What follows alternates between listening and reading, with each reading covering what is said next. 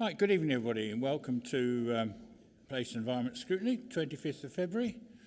I'll begin at the beginning. Apologies for absence. I've got Councillor Carter, I believe. Any others? Thank you, Chair, and apologies from Councillor McGee as well. Okay, thank you. Declarations of interest. I go round. Okay, I'm just going to comment that on the Wellingborough local cycling walking plan, I did comment on this consultation, but as we're only a scrutiny, that's fine. Okay, anyone else? No? Could I come? I was the same. Yeah. I've made comments too.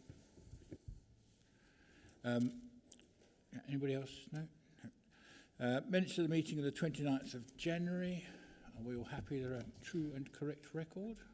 Happy that I signed them? Yes? If I can find the page.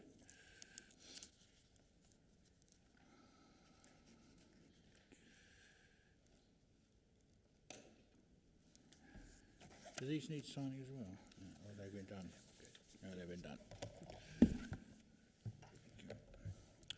Okay, so the first item we've got is the North Northamptonshire Local Nature Recovery Strategy. And I think Mr. Faulkner is going to introduce it for us. Thank you, Chair. So the Local Nature Recovery Strategy, or LNRS, is a new statutory requirement set out in the Environment Act 2021. North Northamptonshire Council were designated as the responsible authority to undertake this work to cover its administrative area. Within the LNRS legislation, there are several key milestones. The pre-consultation engagement with Natural England was submitted on the 20th of September 2024 and included the draft LNRS and the mapping portal link, as well as the draft questions to be asked during the consultation. The background evidence of the mapping methodology, species methodology, the statement of biodiversity and stakeholder engagement was also provided. A response was received on the 17th of October with no objection for the public consultation to commence. The public consultation commenced on Friday the 25th of October 2024 through to Monday the 9th of December 2024. Publicity and engagement took place across a wide range of platforms and audiences, and there were three ways that comments could be made, being a questionnaire through Citizen Space, direct correspondence, or directly through the mapping portal. Pre-publication consultation with Natural England was submitted on the 6th of January 2025, and the formal response received on the 4th of February, allowing us to proceed to publish the document in line with the regulations. To support the production of the LNRS and to ensure that good governance of the project was in place, an oversight group was created in January 2023.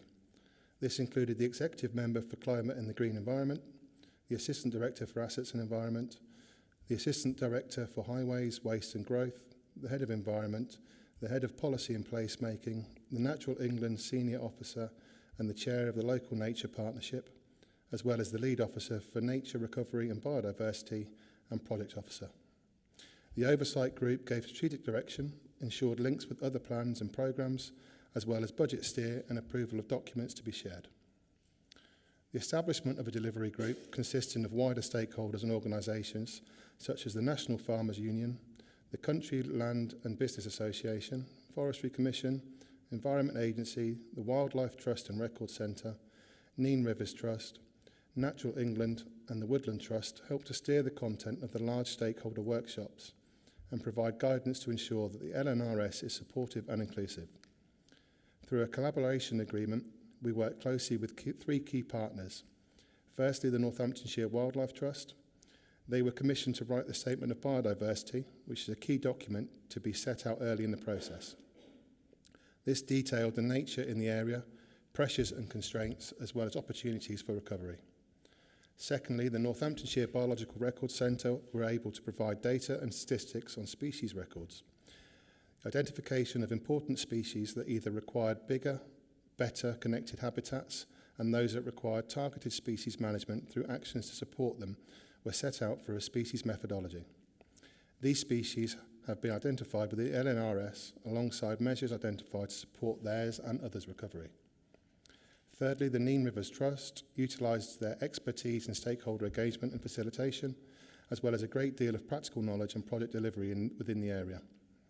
The NRT undertook the stakeholder engagement, established a delivery group, and ran 3 stakeholder workshops to support engagement from a wide range of interested and relevant groups. In addition to the 3 large stakeholder events, several internal events were also held for councillors and officers. These included a bus tour of nature sites early in 2024 that demonstrated, along with partners, the work that was already taking place and where opportunities exist to do more for nature recovery.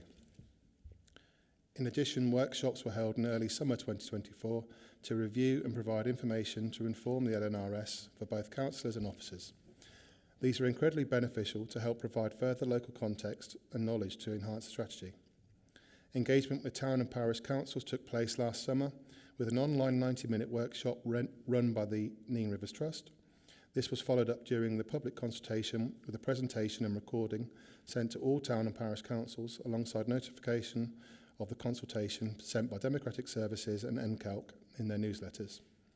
To consult with harder to reach groups such as landowners and farmers, specific events were held over the course of the last year. During June, we held an in-person and online workshop to introduce the LNRS and answer any queries. This was followed up during the public consultation with 2 further events in November, again in person, and a recorded webinar that was circulated further.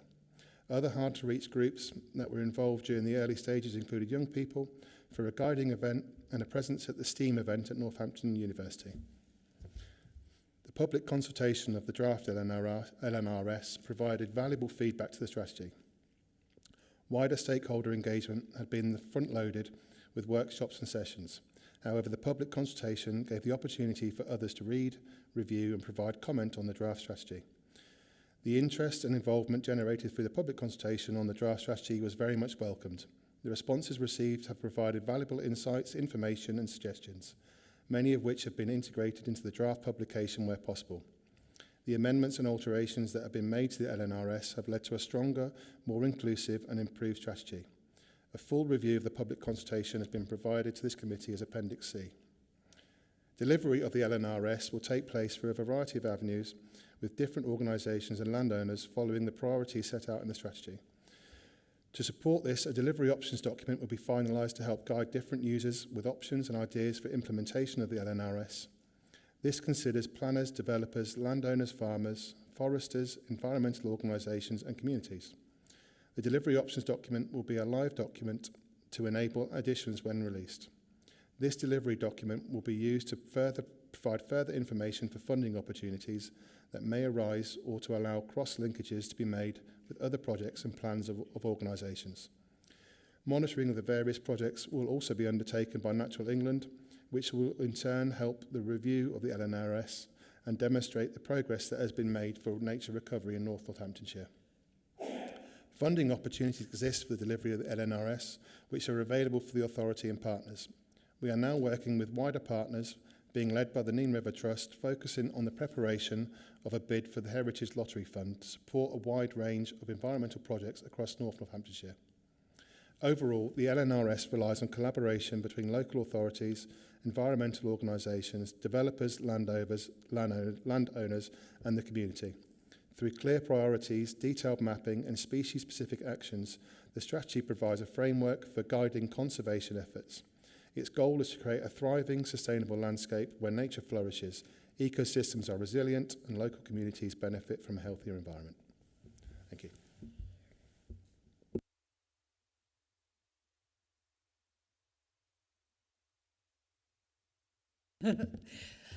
Well, thanks, Liam, for that comprehensive introduction. And I think what hopefully you will have taken from that is just how much co-production has gone into this strategy and how much we've been working with our communities to bring this together. I have to say, just like I did with our North Northamptonshire climate change strategy, I'd like to thank Harriet Pentland for all her hard work in this. I'm again going to come in here, swoop in and take the glory for a strategy that has largely been produced by others. But I have to say that I am really proud of this strategy and really proud to be able to present it. We've been working very closely from the outset with Natural England, and I'm pleased to say that along the way they've been incredibly complimentary of the work, and in fact are holding this out as a piece of best practice, and we will be only the second responsible authority in the country to get to the point of being able to publish our strategy and having it complete. And I think that's, you know, a great testament to the fact that all that co-production was front-loaded, which meant that the production of the strategy was smooth. It was done, with reference to all the different people and organisations that are going to be integral in being able to deliver some of these actions in this programme. I think that has made it a smoother path and led to some really, really good outcomes. And I've also just been told that Andra is going to be presenting this to a conference. I've forgotten the name of the conference. But again, as a piece of best practice where others want to follow where we have already gone. I'm sure all of you have had a chance to have a look at the strategy. And I think, again, a bit like with the strategy that we brought the other day, the climate change strategy, this one, again, I feel is really accessible. It's set out really nicely. It's a very attractive document. And I think if you look at page 6 of the actual strategy, it sets out really clearly how you would use this strategy. You know, looking at the North Northamptonshire context, then broken down into Rockingham Forest, Nene Valley and the Eyes Valley, and then into their habitat types. And on each of these areas, it's described very clearly what the situation is, how things have improved already, where they have. I think I like to see that positivity in there because not everything is bad. But then where we need to take opportunities to improve and rebuild. And I think going from that, it sets out really clearly what the actions are that we will be taking, we'll be hoping to take with our partners as we move forward. So again, I just think it's a really user-friendly document. I love all the little pictures from the school children in there showing the engagement with them, because let's face it, if we're going to keep driving these programs forward, if we're going to keep improving, if we're going to see species returning in greater abundance, we need young people to get behind that as much as anybody else, because one day they're going to be taking on these pieces of work and driving it forward.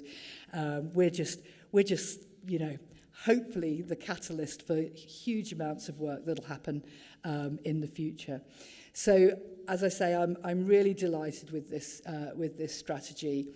I want to thank Andra and Liam and Jonathan and all those partners that worked so hard behind the scenes to bring this forward, and to Natural England for their help and their support.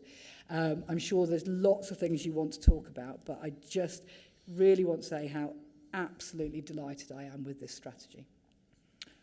Thank you. I'll open it up to Councillor Tinkler. You picked up something there that I wanted to say. I want to compliment the designers of the actual thing, quite apart from the quality of the document itself. It just looks so good and it's attractive. And those of us who looked at it in colour, it's even better than it is in black and white, especially some of the pictures of the dormouse and what. Really attractive. So yes, it's a super document. Councillors, anybody like to comment, question? Yes, go on, Emily. Thank you very much, and thank you for the intro as well. That was really good. It is really commendable. I'm very appreciative of all the work that's been done so far, and I really love the fact that we're leading. We're publishing this the second. I wasn't aware of that. That's really lovely. That's what we want to see. That are us leading the way. So, very, very genuinely grateful and appreciative for all the work that's gone into this and all the engagement that's happened with it. I've got obviously a few key points. My overarching feeling coming back from, there's obviously a lot of detail in there, sorry I'm a bit echoey, was that we've got some really big ambitious goals and vision in this document. I mean, I think it was 24.5% of increased land that we're proposing. But the other side of that is, how are we protecting our land? How are we protecting that? And that for me, that didn't come through strongly enough. I appreciate that this is obviously a document that's going to be adapted and improved as we go, but it has come up time and time again in conversations, but planning, and obviously that is a theme in the document, but when you've got the juxtaposition of like the 89-year-old resident saying kids are missing out on nature, and if we're actually losing more land through development, that's just, I know that that's kind of almost a separate challenge, and I do very much appreciate that, but there are certain things like the Fields in Trust. I don't know if that's something that we've explored or if that's something that we can explore.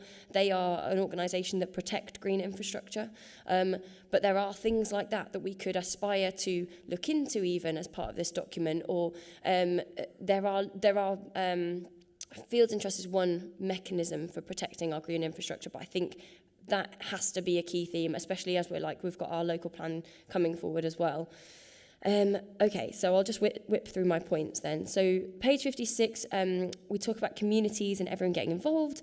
I think it would be really key. We have mentions of this kind of throughout, but local communities, town and parish councils have been talking for a long time about adopting bits of land, and this is in the document, but I don't feel like explicitly saying we want to create a clear process for them to do that. That's not in there. It's not something that we've done. It's come up time and time again, but we haven't managed to achieve it.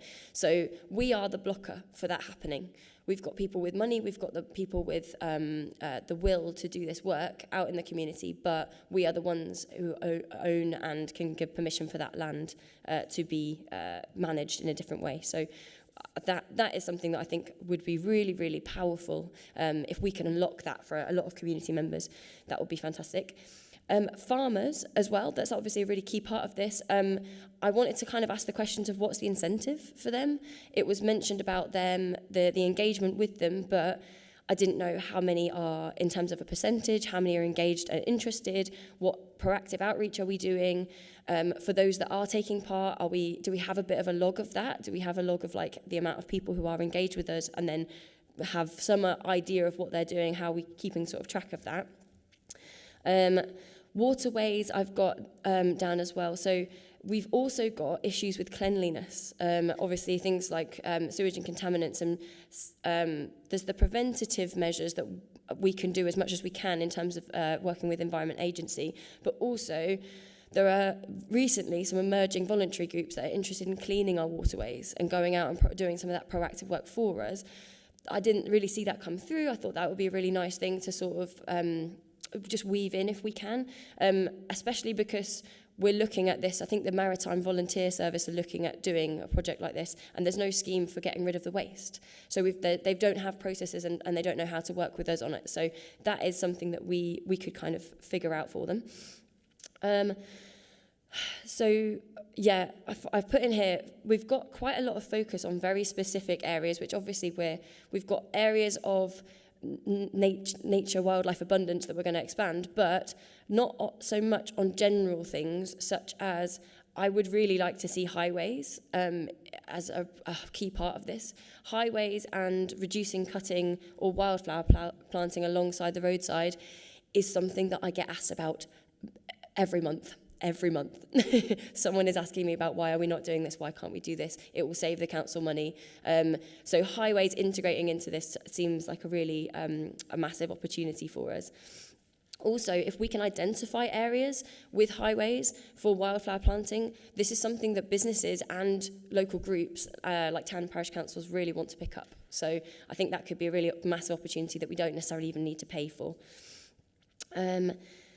Also, we've got some bits. I'm going to skip over that. That's fine. So 0.5 point is on page 64. Part of the strategy is number 45. It's talking about increasing the size of country parks, which is lovely. However, I kind of wanted to understand more about if there's funding to support this, how that works, because obviously if you're expanding the potential purchasing of land, or how would that work? I'd like to know a little bit more about that. And obviously if there's funding being allocated to that, is that good use of funding? That's just a sort of bit of a question on that. Managing trees, I didn't see anything really in the document about managing how we deal with dying trees in a different way. Lots of places look at props, tree props and cabling for not necessarily cutting down a tree as soon as it's kind of on its way. But that's something, it could be a cost-effective way. It means that we don't have to spend resource immediately of like cutting the tree down. It means we can prolong the life as well, which means that obviously we've got the carbon sequestration aspect and the habitat that can be sustained for 1 year sometimes, or maybe even longer. Means also we can manage the cutting process a bit better possibly, and means that we can maybe make it more cost-effective. I think I've mentioned some of that. This is the last bit, I promise. Okay, yes. So I think I get to the page 87 where I was sort of talking about the 24.5.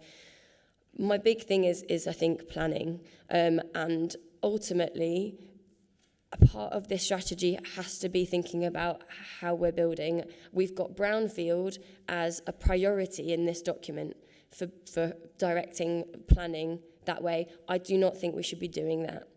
Brownfield and greenfield both should be last resort. They are still open spaces that could be enhanced. Once they're gone, they are gone. So if we are talking genuinely about protecting nature, we need to be looking at building on existing pre-developed space as a priority, and that needs to be something that's woven into local plan, into our nature strategy.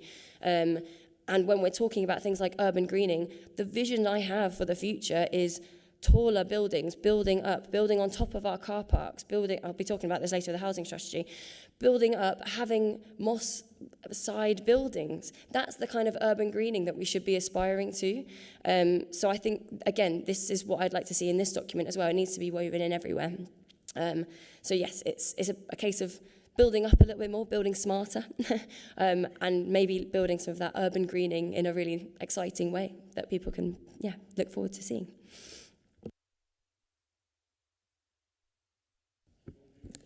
Yes, I'm happy to try and cover some of those points that you've raised. No, thank you. So the main bit that you were talking about around planning, so as well as being second in the country to get to this stage, we're also at a very good time with our local plan. So that work is kind of accelerating over the next year. So we'll be able to weave in, and it's one of the projects that we're talking to colleagues about next week, is how we can make sure we're aligning our LNRS and putting all of the evidence into that to support the local plan and make sure that the local plan has that natural environment focus. The existing core strategy is already heavily focused on the natural environment, but we want to go further, and this gives us the evidence to be able to do that. So it's unlike a lot of places in the country where those two documents are misaligned. We're very fortunate that we're all working together along that process. So I'm quite confident that we will be able to do that, both with assessment of sites that we would need to do. We'll be able to look at the mapping that's been done, the evidence, to streamline that process and make sure that we are looking at the best places, but also the wider policy, so development itself, what needs to be taken not only from this document, but a lot of other work that Natural England have produced recently around urban green factor, etc. So I think I'm confident that we will be able to package all of that up into the local plan and make sure that we are making those positive changes in the future. With regards to brownfield, we are doing a study with the Wildlife Trust to look at all brownfield across North Northamptonshire to understand the value that they have for the natural environment. It is a very specific habitat. Open mosaic habitat is one of the rarest you will find in the country. And there's a need for that, both through biodiversity net gain, planning, but also protecting and the key species that are found within those sites, which, like you say, we've highlighted within the document. So hopefully that gives you some comfort around the planning side of it. I can't say exactly how that's going to play out over the next year, 2 years, but we've got everything in place to enable us to really focus on that. And as officers, we're very keen to do that as well. So hopefully it will all be okay on that front. So we talked about getting communities involved. I know Liam's already doing some of that work with his open space management. The delivery options document that we talked about earlier has a whole section on how communities and individuals can start to deliver some of this that they feel that they can, either within their own garden or with other groups, and maybe approaching town and parish councils to get up a volunteer network to support those. So as much as it will be publicising this document when it's finished, we'll also be publicising the delivery options document to show people what their opportunities are, and looking to secure funding to deliver some of those projects and support those communities. So working very closely with the Wildlife Trust and then Rivers Trust, that's their kind of bread and butter, working with the communities to make that positive difference. So hopefully, again, this is just a tool that will enable that to happen and give focus to everybody. With regards to farmers, yes, we had a lot of discussion with farmers. The incentives won't necessarily come directly through this document, but this document will help inform other funding schemes like ELMS, what farmers might be able to apply for, but also give them guidance on their unproductive parcels of land, what they could do better. And there's a link there with biodiversity net gain and and we've already got quite a lot of landowners that are investigating that at the moment. So I think there's a lot of them are seeing it as a positive. Obviously, we've not been able to speak to everyone, but those that we have been quite keen on the idea, and we've got some very good landowners throughout the area that are saying, okay, well, this is what this is saying. My knowledge of the land is this, together we can work. And the land advisors from Natural England and the Nen Rivers Trust are all using this document to go out and talk and enthuse with landowners to help them to deliver the strategy as well. You mentioned about water quality. We do have a priority action, I think it's 107, that talks a little bit about water quality. And we tried to get it in there, but perhaps it wasn't as explicit as it could be. So it's something that it's not forgotten. If it's not in the strategy, it's not forgotten about. It's something that we would still look at delivering and supporting and making sure all of these measures and actions and projects, when they come about, take into account those elements as well. So in the whole, it would be considered both through planning and through this delivery.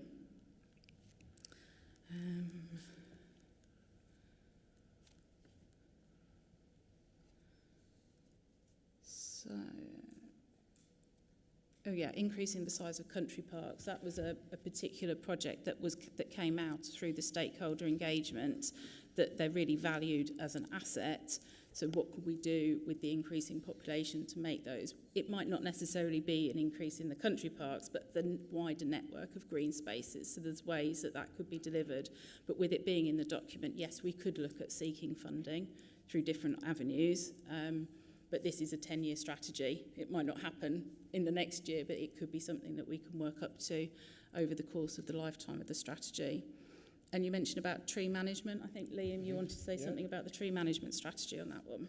So there are a number of different policies which will feed into this. One being a tree management and maintenance strategy, an updated version.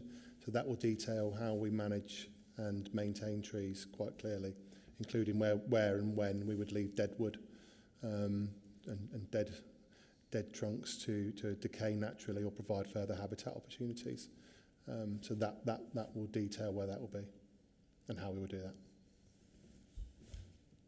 Okay, go on. Just on that specific bit, because I know that we do, if the trees have to come down, I know we do have like a procedure for trying to keep them in the park often, or keep them in that sort of area and use them for other purposes, which is great. But I guess it's just, I think I've raised that point specifically about props and cabling. Well, actually not cabling before, but props particularly. And I've never really had, I don't know, it's never come out in any policy, so I don't know how we put that forward to be considered. Okay. Councillor Pengelly. Yeah, I welcome the report, and I can see there's loads of work gone into it, and a lot of things that you do over there doesn't matter a damn if the people over there in planning don't listen to what you wanted, and that's where we have to marry things up, because we've seen in the past where things like urban corridors, it's great, and I'm from Corby, and we had what we called the lungs of Corby, where each piece of green land went out into the town, and you had schools with fields, and then other fields, and then you're out in the countryside, and they've all been built on over the last few years. So them lungs have gone. And when you see these new developments like the west of Corby, with housing all the way along the front of the A6003, that wildlife corridor's gone. And it's really, really important that going forward that the planners listen to this document. And I hope they will, and I think they will, but it's really important that that keeps emphasised all the time. And we talk about country parks, and it's how land is designated. A piece of land on my own ward, Pen Green, the old Pen Green Park, the Pen Green Balancing Lakes, is classed as brownfield site. Nothing's ever been built on it. It's always been greenfield site for the last 2, 3, 4, 500 years. We can demonstrate that. But it's classed as a brownfield site to be developed. And the people have enjoyed the recreational down there, the ponds, the wildlife and everything for 50, 60 years. And places like that should be protected. And hopefully going forward they will be protected. The paging of this, one thing that when you do make this the final document, you've got numbers on both sides. So you've got page 16 and page 36 is the same page. So it's a little bit confusing, but that's one of the tiny points to raise with you. Farmland and grassland. Yeah, it's so easy to build on them, especially when you look at biodiversity net gain. Because when you look at that metre square, there's nothing there. There's no wildlife there. All it is grassland. And what we're seeing is acres and acres of greenfield grassland and farmland being built on with no net biodiversity net gain to anybody. And this has to change. And hopefully this new government looks at it. I think the old government brought this in for the right reasons. But what happened was it was done wrong. So it's easier to build on a piece of grassland, yeah, than it is on a old derelict piece of steelworks land because of what's there. And that's got to be looked at for the good of everybody. And one tiny criticism or two tiny criticisms is your water strategy. You've done a brilliant job on the Nen, but the River Welland, part of that valley, half of that valley comes into Northamptonshire and into North Northamptonshire. And that area, and Liam will know, is used by many people in Corby for recreational use. It's got great fishing areas, great walking areas, and hopefully going forward we can try to encourage more people to use the Welland Valley because it's an area of natural beauty with a viaduct. It's something that we should be selling more and more. And I know we've got into some of our things, but I think that's something else that should be added. And one thing that's lacking in this, and only one thing is lacking, and it's our linear railway nature areas.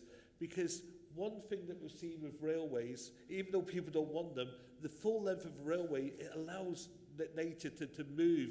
And what we're seeing now, because of security, is big fences going up. And where you've got deer running along and meeting with them and whatever, that's now stopping, and muntjacs and other animals. And these fences, and when they're doing that with rail track and others, it's something we've got to talk to them about and say, look, we've got to have these natural corridors because they are natural corridors. And just behind, one thing that, just to make you aware of that you probably don't know, behind the Asda shop in Corby is a Corby Borough Council, Old Corby Borough Council nature reserve that's got benches in it, but it's like going back to, it's not been touched for about 20, 30 years, and you go down there, you can see the muntjacs running off and all sorts. But that's one area you want to look at. And what we used to do there was we'd take samples and just see what was there and whatever every few years. And that's just been lost to us because as time goes. But that's something to look at as well. But I'm just wondering what you can do about the railways, because that's quite a big one, and the Welland Valley. Thank you. Go on. Thank you, Councillor. So we have liaised with Leicestershire that are doing the Leicestershire, Leicester and Rutland nature recovery strategy, and we have talked about the Welland Valley. If you look at the mapping portal, there are quite a lot of sites identified along the Welland Valley to do with tree planting and riparian shading, etc., all the way along that course. So it may not be as explicit, but it is covered in the water section of the Rockingham Forest priority, so it's slightly more hidden away and less explicit than the Nen or the Eyes, where we name check those. But it has been considered, and we have done, and we were able to, through the cross collaboration with the neighbouring RAs, show them the mapping earlier on, so they're able to take account of it through their documentation as well. And a lot of that was identified through work that the Wildlife Trust have done, which is cross-boundary in any case. So that has been looked at. With regards to railways, very geekily, I did my first dissertation on the common lizard using railway corridors way back when. So I appreciate the role that railway corridors do have. But actually, Network Rail and National Highways have been engaged in the countrywide LNRS and saying that they want to look at where they can break down barriers, where their network is causing barriers to nature movement. Because a lot of other LNRSs have been delayed in their progress, not much further work has been done on that. But because where we are, we'll be able to go back to them now and say, look, we've got our strategy. What have you got within your network that we can start looking at and putting together a plan with? So again, that could be a future project that we engage with them on. And just coming back to that planning point, so I am a planner. I've worked for the Joint Planning Unit, and now for many years, so understand that strategic role that green infrastructure has across our whole area. And I think that's a benefit of having me seconded both through planning and the environment team, that I can take both of those elements back and make sure that that local plan does consider it all within the whole. So I think that's a benefit. Yeah, thank you. Perhaps you could have a word with Mrs. Rayner about building on grassland and Mrs. Alexander about railways. I'm sure they don't want Montjack hit by the trains. I mean, that's Councillor Harrison. Thanks. I just wanted really to perhaps again emphasise Andra's last point, and that's the connection between this and planning. And I think it's explicit in the document that this now forms a strategy that has to be considered in the formation of the local plan. And I think genuinely we're all in a different world now where these things, you know, they now have to take priority. They have to be important at a time when we're being asked to build more and more and more houses. You know, earlier on, Councillor Fedorowicz, you were talking about the cleanliness of our rivers. The intensification, even if you're building up on our sewage systems, is when they're so old, and it's going to cost hundreds of billions of pounds to replace all of our sewage systems. You know, all of these things have got to be considered in the planning process. And we have got to do what we can to leave the world a better place, despite with all of those pressures. Now, if this document just, you know, was something nice and we did the occasional project and helped to bring back a particular species or make it better, that'd be lovely, but it wouldn't be enough, would it? It's really important that this is part of our overall strategies for the council and strategies for Northamptonshire. Don't forget, this is not just a council document. And I think, again, it's all of those connections that I think have been made during the process of building this strategy. Connections with farmers and landowners, absolutely vital, because you have to take people with you in the process. And so, you know, again, I think we say this with pretty much every strategy, but it really is so important. This isn't the end. This is just the beginning. This is the start of something that I think is really, really important. And it will develop and it will change. And we have to keep reviewing the document. And, you know, when people come along and they say, can we do this? Can this be part of our strategy now? We need to think about that, consider it. Does it work? Is it something that's valuable for our area to add to the strategy? So please don't see everything in this as, I mean, there's a lot in there, but it's not finite. It will continue to grow and develop. But it's absolutely vital now that, you know, we'll get this published. We will get this published, and then the planning, you know, we have to take it into consideration in the development of our local plan. And that's just so important. Yeah, and I see this as a part of a suite of interrelated documents that form the planning portfolio, just as you might have a local transport plan with a parking data document and so on.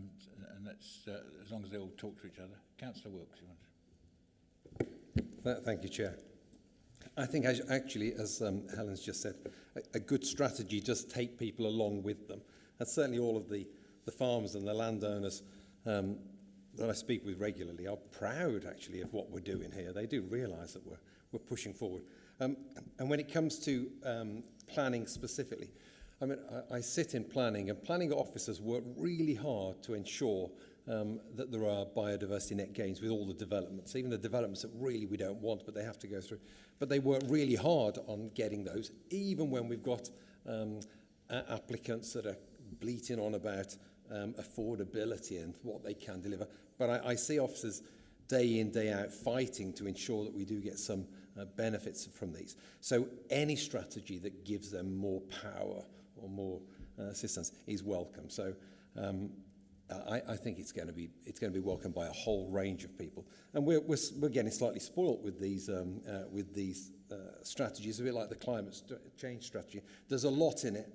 Over the years, we've all seen loads of strategies, and some of them are as boring as you can imagine. But again, here with this one, there's a whole load of information in it, and again, it's brilliantly laid out, really clear, beautiful. So it's a great job again, really good. Thank you. That's what we need. Councillor Coleman. Thank you. Through the chair, I've actually had a lot of the questions answered about planning, etc. And it is a very clear document. What I would like to say is it's already having an impact on the local parishes. I know in our town we've actually got together with the local fisheries and we've restocked our fisheries at the Mallards. We've also looked at borders, and we're looking at doing planting. I mean, we even went out, all the councillors were out putting out bulbs and planting to actually make corridors. So it is having an impact, even from the consultation side. So to all those that have actually started it, we are looking to the future of our children, our grandchildren, and it is really good to see. So thank you. Thank you, everyone, for looking at the future. Okay. No, okay. In which case, should we go to the recommendation, which is to note the process undertaken and to provide feedback, and I think we've done that on the draft strategy, and how it can be implemented. Toad, did you want to? Yes, if I may. My only query actually was, obviously we're noting today, but I didn't know if there was possibility, obviously the feedback's been fed in, but I don't know if that will that change the document, or is it feedback at this stage to build it into a later version? I just wanted to clarify that, mainly to do with the brownfield, because obviously if this is going to be taken into account, I think the planning side needs to be crystal clear as to where we stand on it. So thank you for that question. And I think it's important to note that we have been through the process, and like Liam presented earlier, that we have had approval from Natural England to publish, so we won't be able to make significant changes other than typos or things like that. But I think your feedback is critical to go into the next iteration, but also into the local plan when we're considering that, because the local plan needs to consider everything and be evidenced through the whole process. One thing I should have mentioned is that we have just had further guidance from government on how the LNRS and planning should be used. I think a lot of us were expecting a little bit more detail. It's just a couple of paragraphs that have been issued, but it does clearly say that the LNRS is a material consideration in planning decisions. So that means, yes, case officers can look at what the LNRS is saying, the evidence behind it, to help inform those discussions and negotiations on design of applications. Which makes it all the more important that we've got one, and the other 300 odd who haven't. Okay, excellent. So are we happy to, I don't know, is this just to be signed off by the portfolio holder? It doesn't have to go to exec? No? Okay. We're happy to recommend it to be okay, all happy? Thank you very much. Thank you, Mr. Faulkner, Mr. Stockforth. Thank you.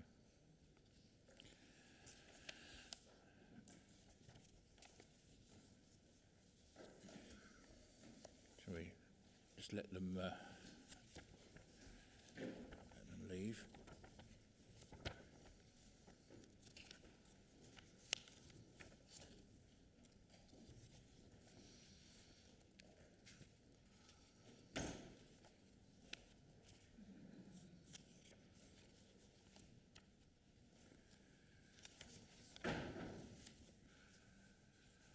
Okay, right, so move on to the Wellingborough LC WIP document. I don't know who's going to lead, but first of all, thank you, Mr. Pryor. I've rather pestered you for more information and made your life a bit awkward, but I now have the information. I found it when you sent it to me. Thank you very much for your diligence and help in that. Okay. Surinder, Chair, if I may introduce the off? subject and say a little bit more about the LC whips. Suffice to say that you'll be aware that Corby and Kettering LC whips have been adopted already. This is the third one and the last one for Wellingborough and Rushton area. Local cycling and walking investment plans or infrastructure plans are strategic in nature, long-term, over a 10-year period. They are evidence-based approach, and they must align with various other strategies. We've heard a lot about interrelated plans, but it's not just the transport plans and policies that the LC whips need to relate to. They need to relate to both the greenway strategy, the public transport strategies, other policies like the local plan, and more importantly, the planning development for the future.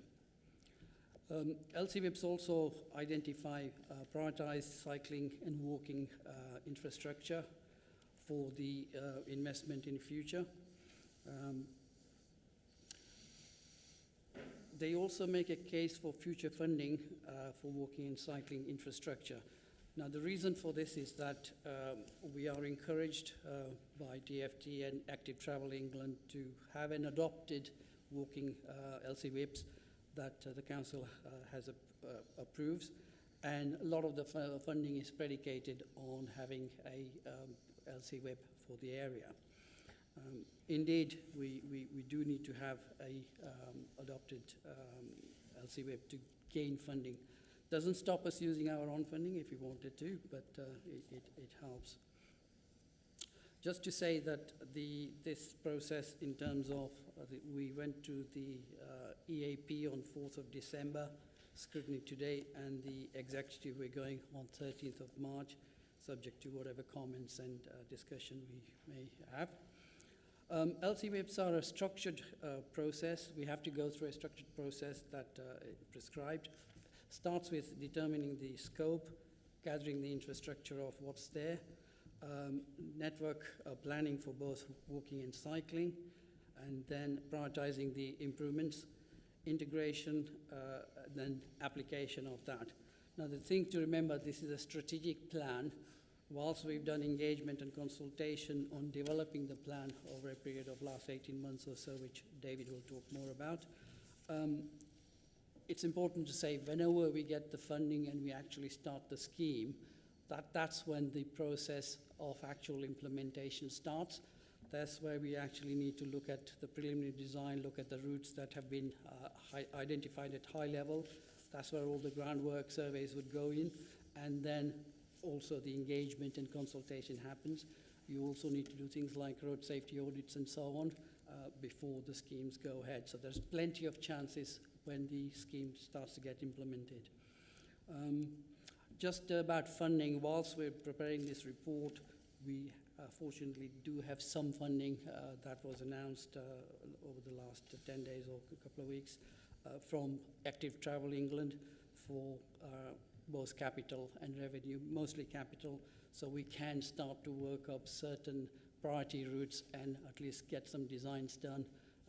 But you may or may not have picked up that for the whole of Wellingborough and Rushton area, to do all the things we were planning to do, it's something like £130 million, which obviously realistically we're not going to get. So it is about what's priority, how we link it with development, how we might link it with Section 106 funding and other funding. So it is all about how we link all of our strategies to developments, planning, and not just the local transport plan and all of its sister documents or the documents that sit underneath. So that's what the main thing I want to sort of take you away with this is that it's a longer term plan, it's strategic, we've got to have it to sort of gain funding, and the sort of work starts on individual sites when we have funding, and that's when the project for implementation starts. David's going to take you to talk you through more about a bit of consultation and what some of the other things. Okay, thank you. Thank you, Surinder. As Surinder has mentioned, there is a Department for Transport process for developing LC whips, which this plan has followed. Throughout this process, there's been consultation and engagement, including in attendance at events and stakeholder workshops. So the actual process itself started April 2023 for this LC whip. Even the area that it covers is a reflection of the consultation that we've undertaken. So originally it was identified that it would be two separate ones, and the consultation made it clear to us that they wish to see a single LC whip report and covering a wider area, including the rural areas.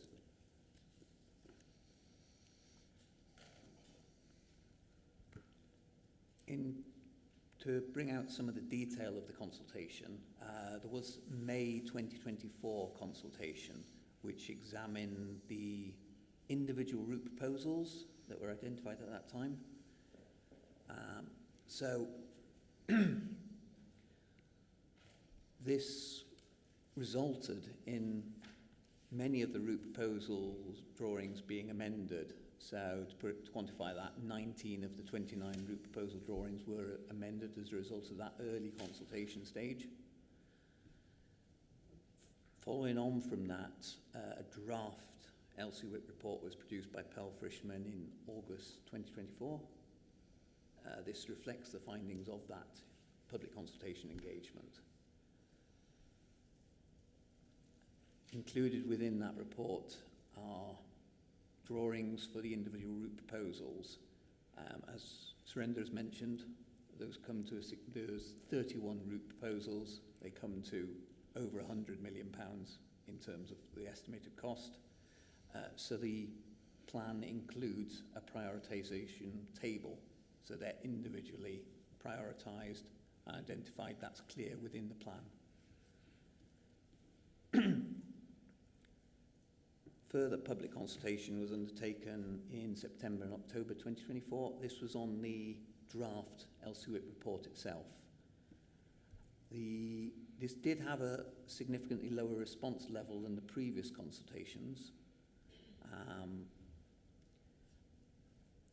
But within those responses, we were looking at 74% strongly agreed or agreed with the proposals, 22% disagreed or strongly disagreed with the proposals.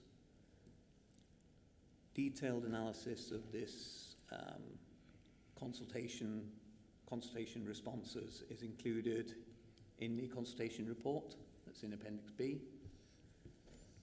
These responses have resulted in some additional information being provided, being proposed to be provided to one of the route proposal drawings, and that is identified within that consultation report specifically.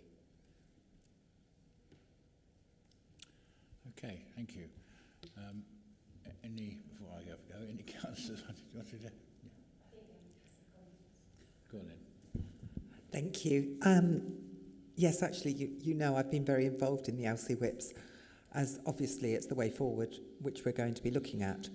And we're very aware that we all have different needs and wants. And in the rural areas, we've got to accept that we still need a transport network other than just cycles. So thank you for listening about that.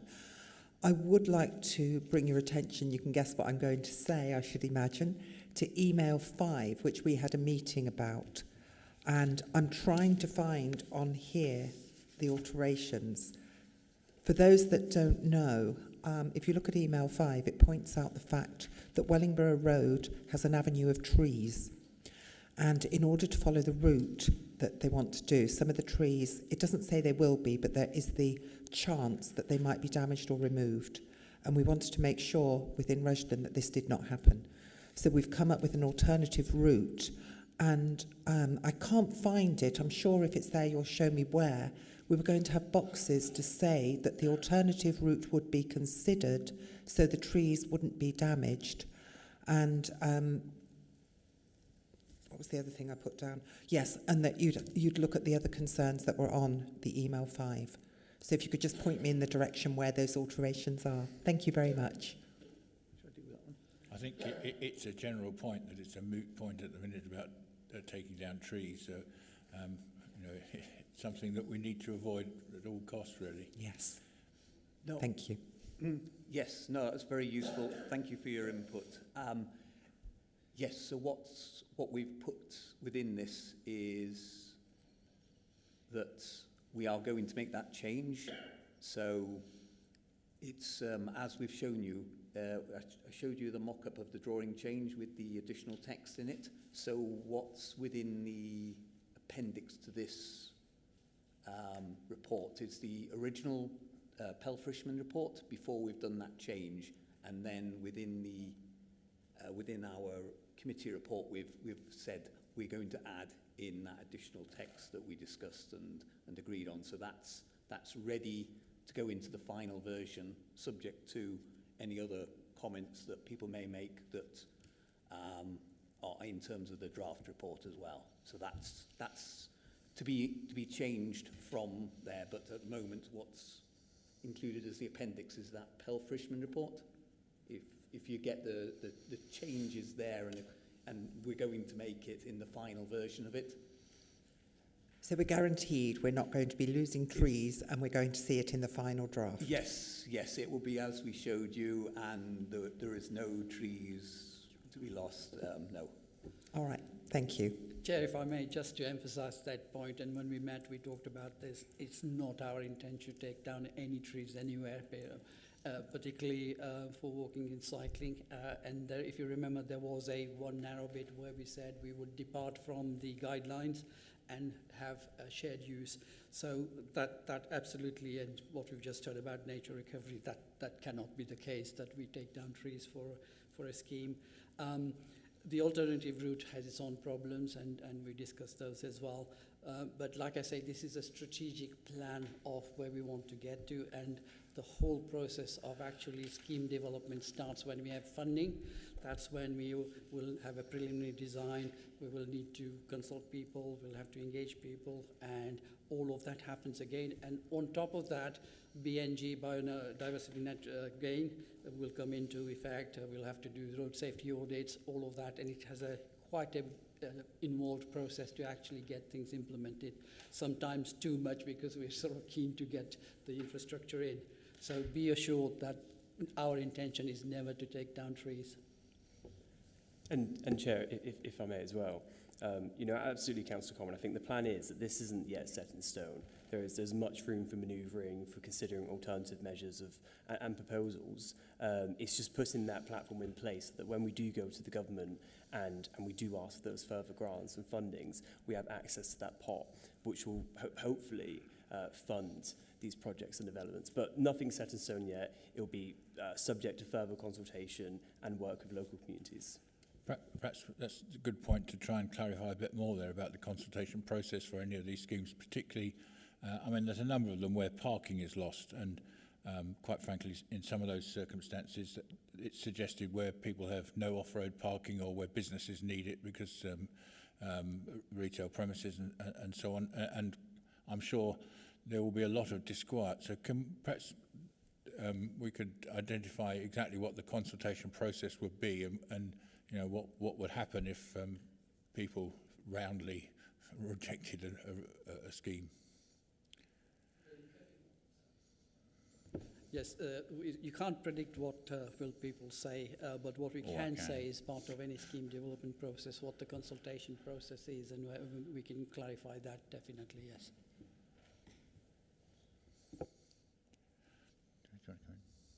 Thank you, Chair. I actually had some of my questions answered already, thank you. But I also did put a note here about the funding. If that's, well, my query was, is that going to be evenly split across the main areas of North Northants? I presumed it would, but obviously if we're putting in one LC whip proposal for the whole area, then funders might not see that as each of the areas as separate. So I think what would be nice to know is if we're putting forward proposals that we're sort of prioritising equally across the areas. I have another question, but I can see you want to come back. So, all I would say is that we obviously will have 3 LC WIPs, Corby, Kettering and Wellingborough and Rushton. And within the report, there are prioritised areas. Then it will obviously come down to desire and practicality of what can be done with the limited funding we have. So the idea at the moment is that what we would do is the funding that we have available is to do some scheme appraisal or initial designs to see what's a goer. Because what you'll find is when you start doing, less so for maybe walking and cycling, but any scheme development, what you find is when you start off with, you might have obstacles, whether it's something under the ground or other reasons and so on. So you need to have several looked at, and then some will drop out naturally, and those that can go ahead will be done that. But our plan would be that with some guidance, we would try and cover Kettering, Corby and Wellingborough areas.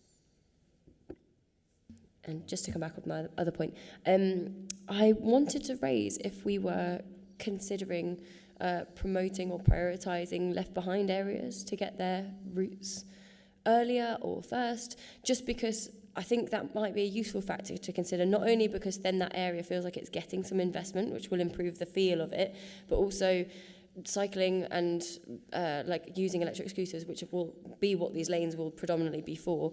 That is something I see that will be a cheap form of transport as well. So for those sorts of areas, it could actually be really useful. Thank you.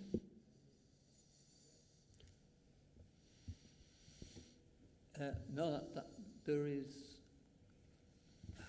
while we've got the prioritisation list within these LC WIPs, what we have to be aware of is that, you know, opportunities will arise, and so that's going to be an important thing. That's one of the big benefits of having our strategic plan, is that we're then in a position to take those opportunities. We have routes identified, so we can adapt, be available, take opportunities, so that we can make appropriate provision.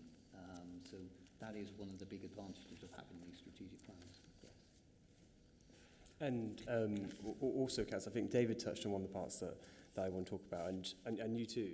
And it's on that cheaper, more alternative transport methods. That's exactly what this does. It puts us in that position where we can go to the government with our proposals, with areas that we have outlined where this could be very advantageous, and provide those cheaper, more efficient, more effective, active transport routes. Because that's what people want, isn't it? They want more ways to connect to their local towns, the local areas, and that's precisely what this does. So I completely agree on that, the aspect of affordability.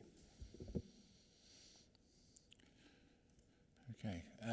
Well, to me, did you want to answer? Sorry, Chair, with your permission, just one other thing that I perhaps didn't emphasise is that as part of the development, there's something called travel plans that are being encouraged, and indeed will be within our guidance, that promotes active travel and public transport. So that's another avenue to sort of get active travel in planning, and from what we heard last time on the last presentation. So planning, actually, local plan development and where the new housing and employment areas will go, that's a crucial area to try and get active travel at the start rather than sort of halfway through or as an afterthought afterwards. Okay. I mean, to me, I was astounded by the cost of some of these projects. I mean, even the top 15 here are £50 million. When you see some of the graphs that some of the roads got 20 cycles, you know, 50, that doesn't represent value for money to me, to the taxpayer, anywhere near. I mean, whether it's government money or ours, it's still taxpayers' money.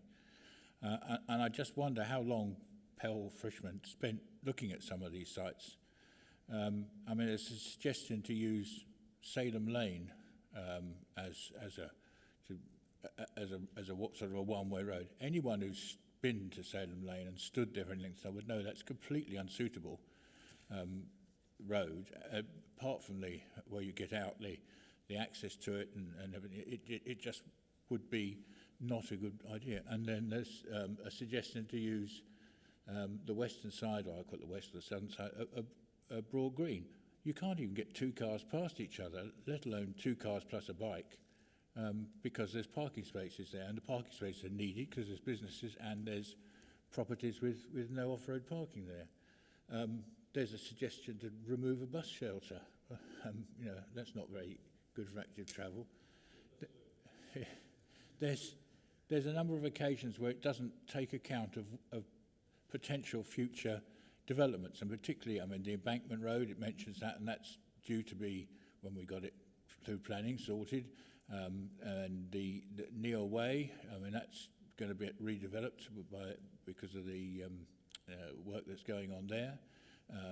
There's any number of occasions where I thought it just wasn't suitable, and it looked like they'd fitted something because they had to fit something in there rather than actually looked at it sensibly. I mean, there were I had a whole list of them, and you know, that's why I found my responses before, and most of them still seem to be pertinent to me. That some of the selections and some of the work that's been done just wasn't suitable. I mean, there's a talk about the Cenotaph area. Well, there was a plan. Mrs. Bell's gone, but to redo that area. But there's also potential for redeveloping the Jackson's Lane car park, and that's in the plan. Well, to me, that would need the whole area redoing. There's a whole lot of things that if you did work, somebody may come along in a couple of years and undo it all because of new developments. So I was just disappointed with some of the projects that were put in it, and then there was a lot of them that were threats to trees. Cambridge Street, talking about taking away the parking there. Well, there is a problem parking there, and it's because there's so many businesses, none of which have back access to do deliveries and things, and all of which, you know, takeaways and things like that, and have a lot of traffic. I mean, they park on the pavement, but to take it all away, the businesses will go spare. And there's awkward junctions like the bottom Midland Road, where it talks about redoing it. Well, that's a dangerous junction in the first place because people can't see. So putting more cycles coming out there is an issue. So there was a lot. I won't go through them all, but you know, I have responded on, and I was just very concerned. And if it were me, I wouldn't be recommending this document because there's so many things that I think I can't speak about Rushden or other areas, but in Wellingborough that I would see enormous problems with.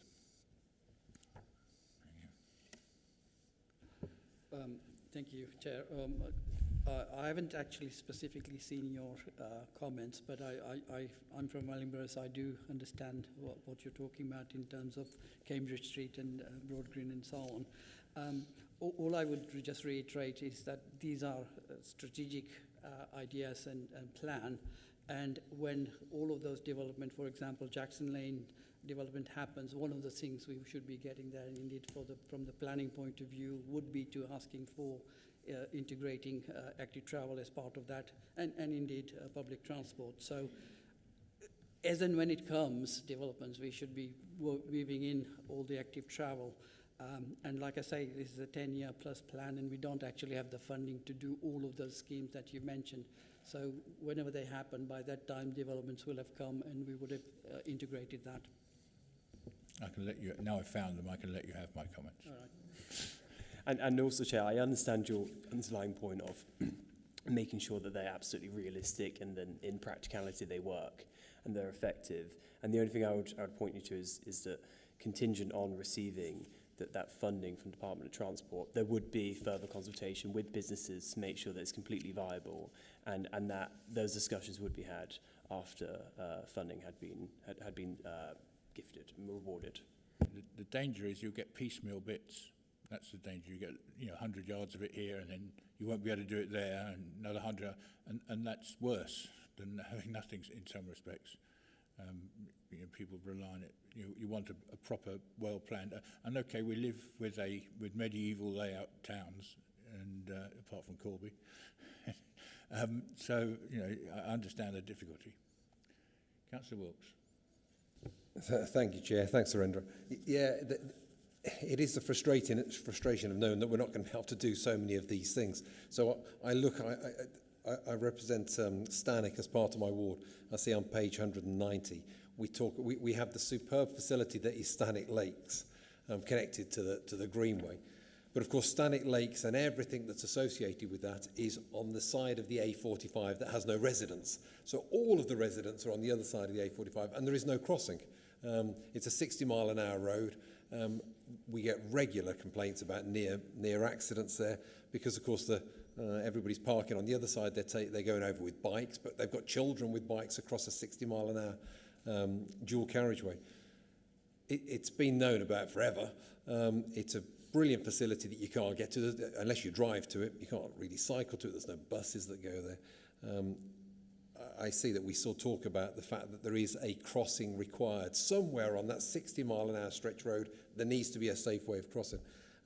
But I just fear that it is so far down, it's not even listed on the £50 million worth of spend. It's frustrating that it's so desperately needed to enable all of the public to safely cross, but I just don't see us getting there. That's the trouble. Not without a massive injection of cash. You know, Mr. Kane will know it's one of 3 bridges I was talking about for a long time. Well, at Chester House, and it will be.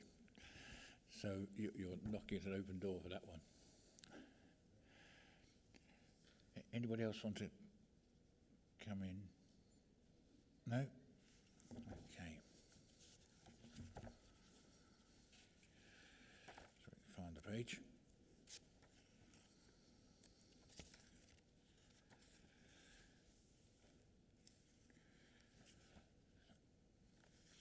So we're asked to note the findings, which we've done. We've asked to comment, which we've done, and make comments to the executive member regarding his future progression. So we're not asked to actually recommend it to. So we've, and if anybody's got any other recommendations, I presume the best thing is to write to the portfolio holder. Yeah, I would welcome that. And he'll take that into account at the next stage. Perhaps, okay, all happy with those? Thank you. But I would like to thank officers for the hard work. I mean, Mr. Pryor as well has been involved with this for a long time, I know, and with the other 2 as well. So it's probably a thankless task, but thank you. Right, and we're on to...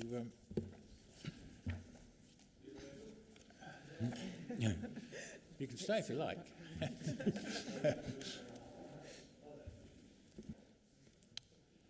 North Northampton.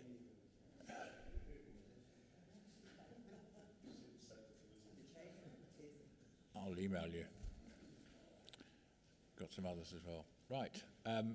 We're on to the housing strategy 2025 to 2030. Mrs. Coleman, do you want to? Good evening, Chair. Thank you.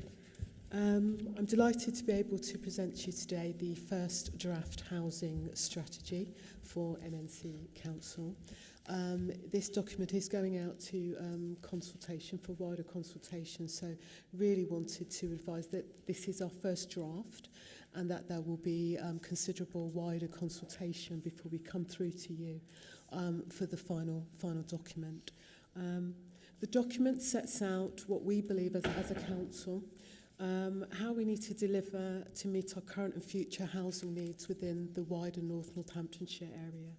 And it sets out the council's ambitions in how we would meet those demands, offer choice, match aspirations, and provide a range of housing and tenures that are affordable for those people who wish to live, visit and work within our wonderful borough of North Northamptonshire. And also, very importantly, to ensure that those houses are safe, decent and affordable. It also looks to ensure that we meet against our statutory obligations, particularly around preventing homelessness and supporting our most vulnerable residents within our communities, but also looking at the changing needs of our elder residents that live within the communities. And it most importantly reinforces the council's role as a place shaper. There's been a lot of conversation today about looking at how we integrate with planning, housing, wider development, the infrastructure, health and well-being, and the physical environment. And council is uniquely placed to be able to support and deliver across all of those agendas. So I wanted to say very early on within this discussion that all of those connectivities we have placed within the document because they are very, very key and important. We would not want to build good quality homes if we didn't have the road and the infrastructure and the schools and the economy and the work environment and the ability for people to access all of those things that they need to live a full and productive and well life and meet aspirations of the future. So I mentioned that we play a vital role, but underpinning that strategy is around how we co-produce. So in terms of this strategy, the first thing that we did was we developed a housing framework and we spoke to a range of stakeholders. We spoke to residents, developers. We went out last year to consultation to residents, developers, registered partners, employers, the education committees. We also went out to our members and asked members to consult on this draft strategy. And we also went out to health providers and the North Northamptonshire Integrated Care Service and the voluntary sector to ask for all of their information to help shape this document. And importantly, we looked at internal partners as well. So we met with planners, we met with our enabling, we met with public realm, public health, transport planning, all of those interconnectivities that would work to help inform developing this draft strategy. And that framework worked to develop the strategy that we've put in front of you today. But very importantly was that co-production element. We were very aware of the issue around trees and planning, and also very aware of how we work with those developers when they come to us and they say, well, that scheme is no longer affordable. We don't want to deliver 40 properties, we can only afford 2. And be working with planning and my enable link team to push back on that, to say actually, if you do want to come and deliver good quality homes within this borough, while affordability is absolutely key, quality of design is absolutely key. We want to design houses that are for the longevity. So as someone's needs change, they don't have to move home. They can develop and expand within that current property. So we've utilised all of that information to help develop the strategy.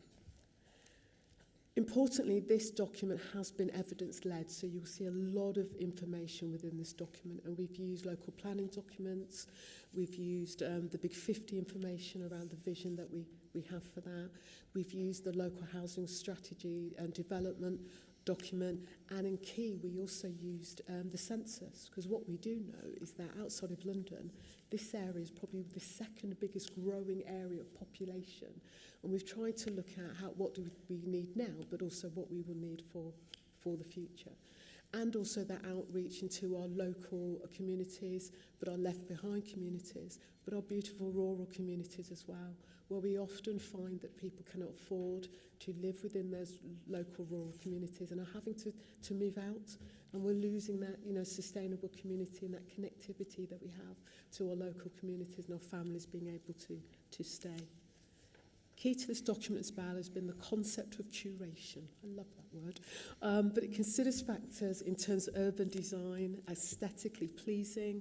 It looks how we're looking at those living spaces and that planning connectivity, and how we're encouraging sustainable communities and mixed-use developments, but also the best use of the land that we have. You mentioned about, the green field, the brown belt. Are we building up? Are we building out?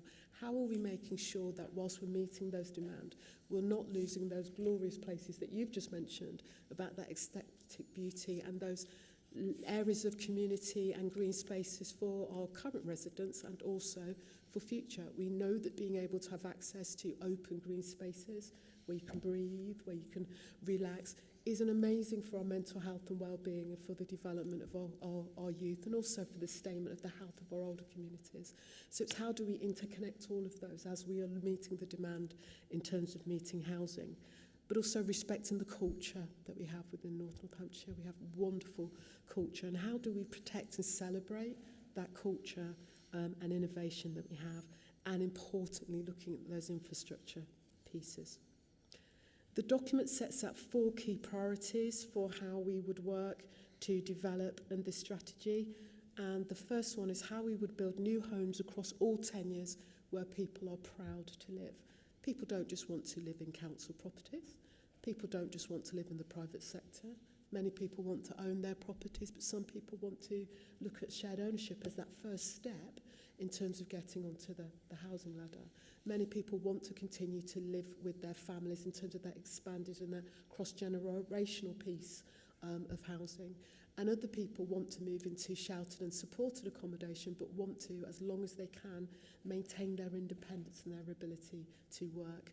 I am now in the age where I can apply for sheltered housing, and I would want to be able to continue to be able to work and live that level of independence.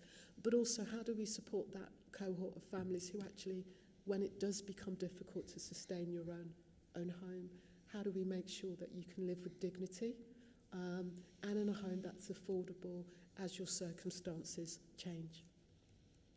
The second priority was increasing the quality and improving the quality of our housing stock to provide decent, efficient, energy efficient and safe homes.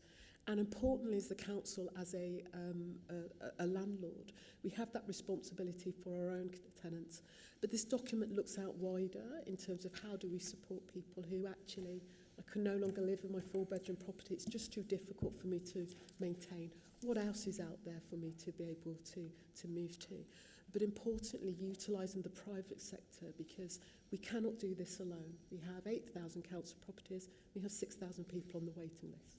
We have many, many more people coming into the area who want to live. And if we can support that, then actually what we can do is we can support local businesses and other businesses coming into the area.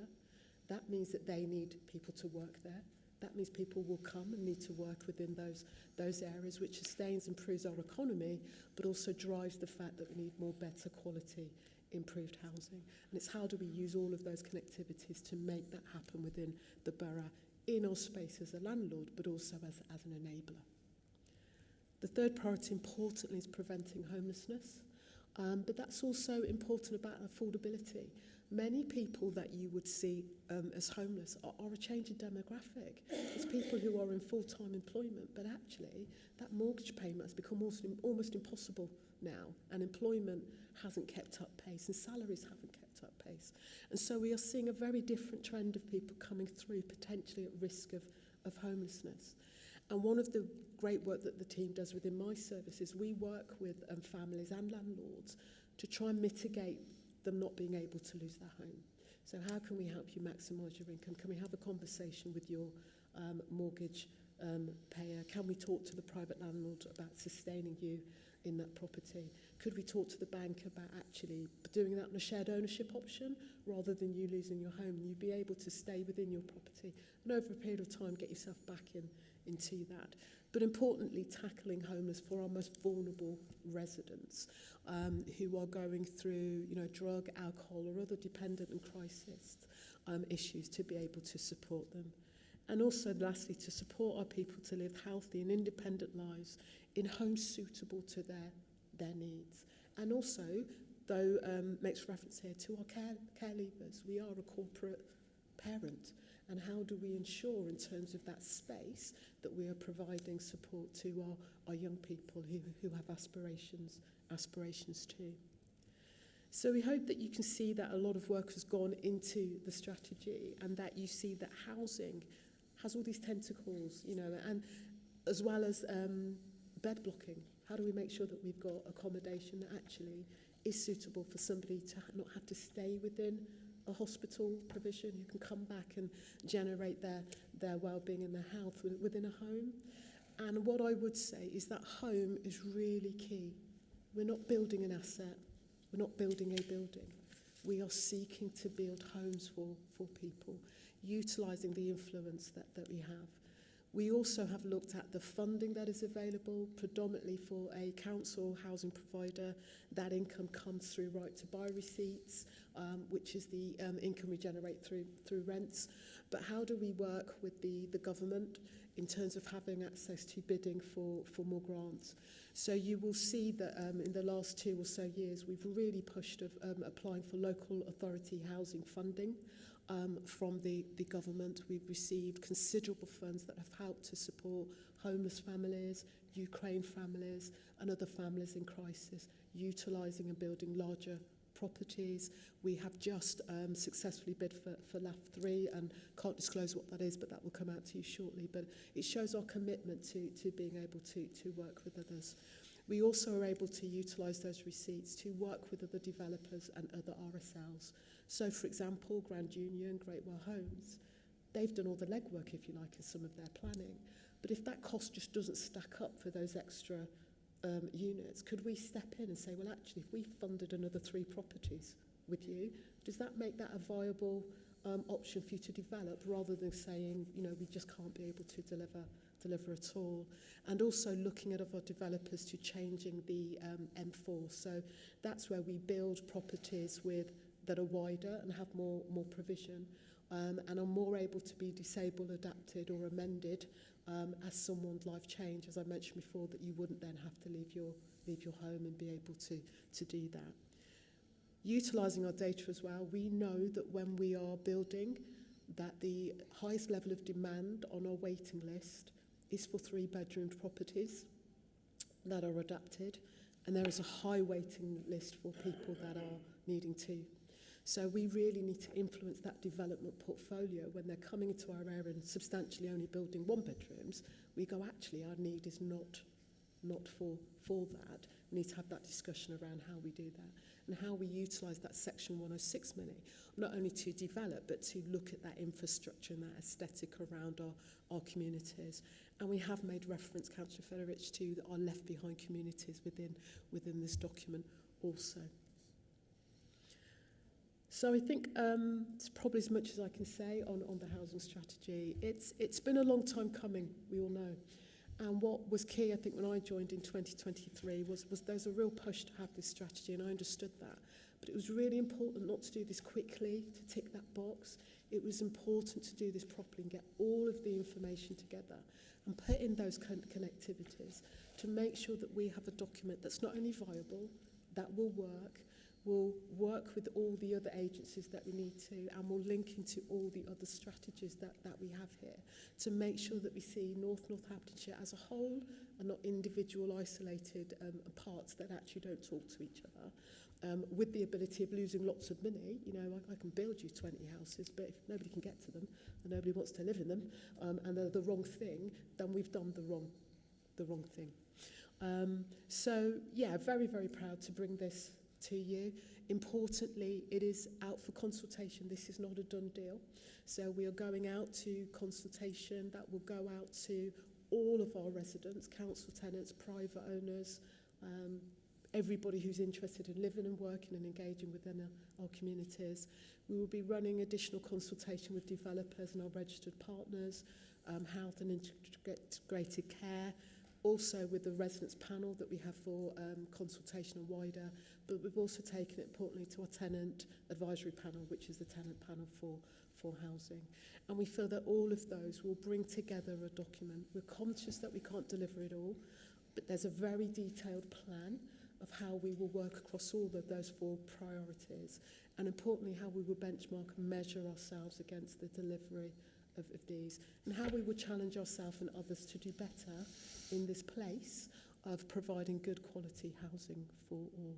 So I have nothing else to add, Chair, if there's any further questions. Thank you for that. Councillor Rowley wanted to... Yeah, I just wanted to thank Yvonne and her team for all the hard work and get where we are so far, but just highlight, this is just an update of where we are in the journey. It will come back to you guys again once the consultations and the final draft is ready.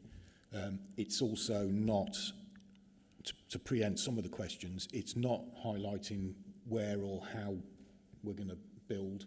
That's where we build is the joint core strategy. So it dovetails in with the other policies we've heard this evening to give the planning teams more ammunition to actually shape what we want moving forward, to make sure that we get the affordable homes allocations that we want, to make sure that they're built by the developers and they don't try and worm out of it or change the specs. We're getting what we need for the North Northants, not what the developers want to give us, because that's the cheaper option on a 106 money or the affordable homes policies. So yeah, happy to answer any questions. Okay, thank you. I mean, this is another quite attractive and well laid out document. I think it's easy to read, and it's, whoever's producing all these is doing a good job. I believe you mentioned prevention of homelessness, because obviously that's, you know, much the best way. However you can prevent it, that's been.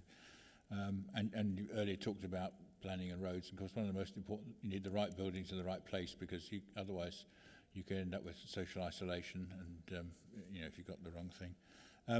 I was in a meeting earlier today and we were talking about DFGs, and one of the things that came out of that, there's only one RP that's contributing. So how much influence do you think this document will have on the RPs, and how much will they take notes, and on the developers? I mean, things like I'm sure we could do with more bungalows, for instance, and there's a premium on them. I know there's a large land take, so developers don't like them, but you know, that's the sort of thing. And are we doing any, well, I'll call it innovative, but any schemes where maybe land we own, get a developer into to do a partnership thing, so that, because another thing is waiting for developers to build out, and if we can push that through, I know it's one of the things the government's noticed, to push things through in a timescale that's quicker than, and obviously, sometimes it seems to swing. Sometimes they like to build the social housing first because they get it cash quickly, and sometimes because it's cheaper they like to wait. I mean, you never know.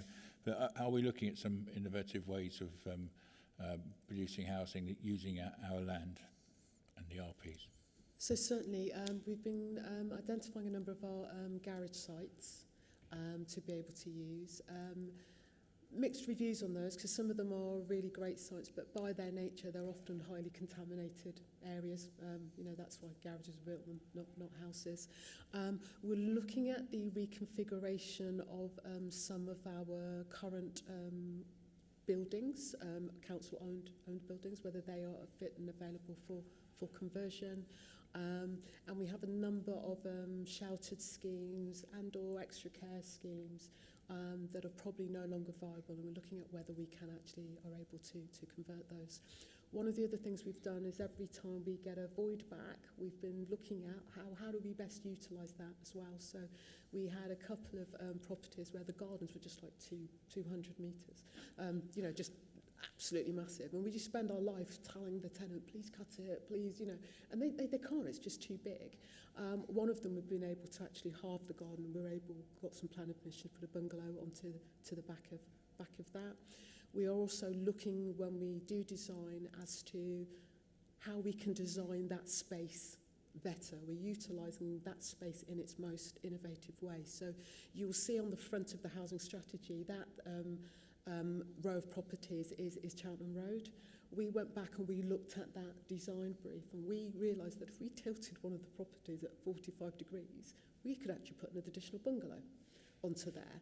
And we've worked with a number of the developers, as I mentioned, about, well, if we gave you some of our right to buy receipts, that would make it viable for you to deliver 10.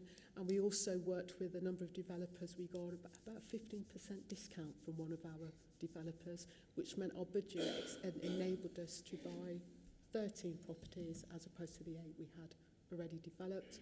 We're also looking to develop a strategic housing partnership where we will be working with all the RPs that work with us. There's over 50 registered partners in the local area, but about 50 that are on our keyways allocations. So we are working with them and talking to them already about what does development look like for them, and how do we use our power as that collective to also lobby government and to look at some of the things that we can do. So certainly a lot is already happening in this space to see how we can do that better. We're also talking to some private landlords who are exiting the market. Could we lease your property from you for the next 5 or 10 10 years, rather than them being empty. And we're looking at our empty homes around how we could utilise those. So lots of different things around how we can look at improving quality. And also, you know, building up, sometimes as opposed to building outwards are some of the other things we're doing. And also encouraging those people who want to downsize. If we can offer you that better 1 or 2 bedroomed property, actually there's a 3 or 4 bedroomed property that we have available, and aid and adaptations work. Sorry, I'm just very passionate about what we do, but considerable amount happening, and you know, this, as I say, is the beginning of a journey. If there's anything we've missed, please come and tell us. We are open to look at that. And definitely from the new government, the push to enable us to develop more, we're definitely stepping into that conversation with them to enable us to do it. Englishman's home is his castle. Yeah. And to also, sorry, Chair, to also expand on any asset that we're looking to dispose of has to come to housing first to see if we can convert it. So we're looking at every opportunity we can to make best use of all the council's assets to make sure that they aren't suitable for it before they're disposed of. I've got some others to come in, but one thing it might be worth doing is a round robin to all councillors to let you know of any properties in their area that are empty, because they're the eyes. And at the moment, several councillors are going around a lot of streets. I can't think. We've. I mean, I've sent a few into Amy as well that to look at, one of which you knew about. But yeah. So I think who was first? Sorry, Councillor Wilkes was first, I think, and then Councillor. Thank you, Chair. Thanks, Yvonne. That's very much like the policy that came, the nature recovery. The dream has got to be that these strategies, these policies feed into a revised local plan, which then leads into better planning policies, which then supports us to actually hold the developers to deliver on their requirements. There is 8,000 social housing, 6,000 on the waiting list. I bet that waiting list is going up faster than we're managing to reduce it. There is no way any council can resolve it. We can't even put a dent in it. We are the biggest, the fastest developing area outside of London. That means that there's a whole load of development coming in. Yes, that the government are relaxing it. Of course, what that means is that we're going to be developing on grey belt, brown belt, grey belt land. And of course, we all know that with that comes all the excuses from the developers that it's flood zones, it costs them more to develop it. The foundations have got to be bigger. So they are constantly coming back. We see every in fact, I cannot remember the last application from a house builder that I saw as chair of planning where they didn't say it wasn't viable to supply, to provide all the social housing. So at some stage, as a council, we have to start getting strict with these things. We said, I was saying earlier that with a biodiversity net gain, we're trying our hardest to force the developers to develop that. We need to be doing the same when it comes to the delivery of affordable shared ownership social housing. And if the developer, in my view, if the developer can't afford to provide that because they're not going to make enough profit, well, don't develop here. Go and develop somewhere else. Leave another to develop. But we hear it every single application. And of course, every time they build 100 houses and don't deliver the social housing, then it's up to the council to try and find the money. And how on earth could we ever do that? So with all of these, it's a great piece of work, like the one earlier. My dream is, the hope is that this just leads us into developing a much stronger planning policy that forces, that helps us have the power to force these developers into developing what we need as an area. So, but, Chair, I think having these policies now before the joint core strategies finalised gives us way more ammunition to actually make sure that the planning is watertight for moving forward. So it's great that we're doing things this way around for once.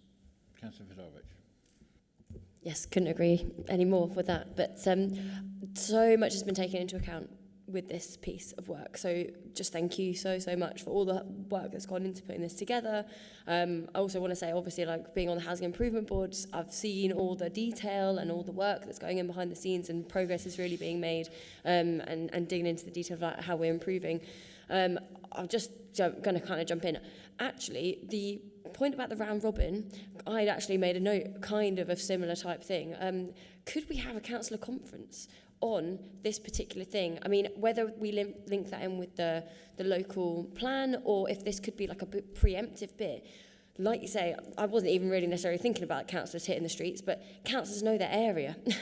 They know their areas incredibly well. They know where there are potential options. And I was even just going to think about really reimagining, as you will with the local plan. We need to start really looking to the future. And I was going to give just an example of the Newland Centre. I've been looking very heavily in like the town centre. People are so sad at the front facade being lost, for instance. But that potentially could be a great opportunity to build up. We also have a massive multi-storey car park right next to it that's not used. So if you then suddenly have people who live there and then are using that, and then you've got crossover coming in and then footfall coming into the town centre, suddenly things start to look quite exciting again. And that's the sort of things that I think that we could really start to look at. But I think you kind of need to get councillors and probably other members of the public in that kind of creative space where we're actually thinking, how can we create, we need housing desperately, but where are we going to put it? How can it be something that inspires us rather than is something that's just eating up land, frankly? Like that's where we're going at the moment. And I think I've got that as a later point in housing. We have got these housing targets and we have to hit them. And we need to hit them, but it's a case of making it something that we need. And yeah, that's aspirational. I had something else I was going to say, but I'll come back to it in a minute. So in terms of, we've talked about building up. I also wanted to raise something about building on top of car parks, which I don't think is really, I don't know, I think we might have discussed a bit. Sorry, Chair, that's not part of this policy. The house and wares is joint core strategy and other planning bit. This is looking at social housing and how are we going to develop our social housing in terms of right to buy receipts, working with other agencies to get the social housing. It's not even how are we going to hit the housing targets. We've got to concentrate on, this is concentrating on the council's housing, not the whole housing. That's planning's gig, not ours. Yes, I appreciate that. Well, I mean, I'm kind of more thinking about council-owned car parks are our own things, and whilst we're not getting into the where of things, I'm just sort of mentioning it as a potential thing that, sorry. What may help is we are, as part of this flow-throughs, we're looking at a development strategy and we're looking at a design brief. Okay. So all of those things will come into the consideration of this. Okay. And this space, yes, is not, as Councillor Rowley said, certainly we're looking at council housing, but also that wider piece of housing as well. So yes, this will, we hope, drive. Further to answer your question as well, I'm beefing up the resource that I have within my development team and my enabling team, because actually what we want to do is be sitting on every one of your planning parties and saying, well, actually it's not true, is it, that 40% isn't affordable or you wouldn't be able to deliver. So there are other ways that I think we can be able to help that dialogue and journey as well. Councillor Pengelly was next. Oh, can I come back later? I hadn't finished, but I'll come back after. Oh, bless you, thank you. Thank you. Right, so I've put here about, I mean, the reason why I'm sort of, I guess when I won't mention all the different places I was going to, but things like Kettering Station offers potential to build upwards again, like the east side of the track. Brownfield is built into the strategy. I think, again, I wanted to mention this because this is what's easy. It is easier. It's easier, it's cheaper to do this, but that's not what we need.